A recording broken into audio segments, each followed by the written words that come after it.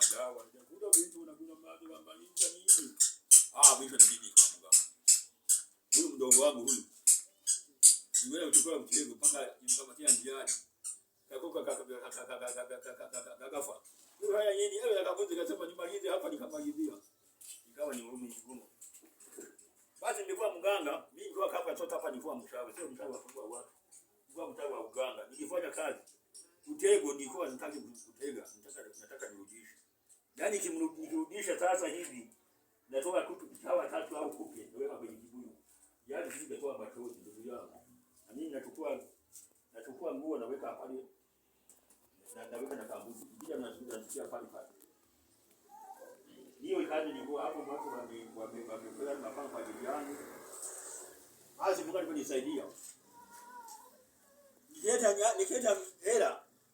Nasema usije hela inakuwa mke wako.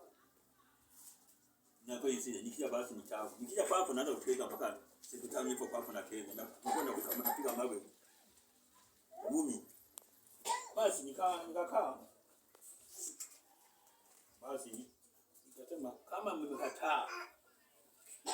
Umemtaka kuitoa nyama na hii na mimi naacha nikamwambia hii alikuwa mchungaji yule mchungaji alikuwa ni nani? Yule mchungaji alikuwa ni Burundi kijiji.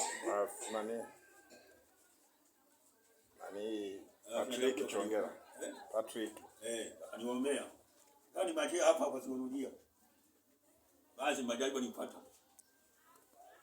Siku moja nikaenda nikakuwa na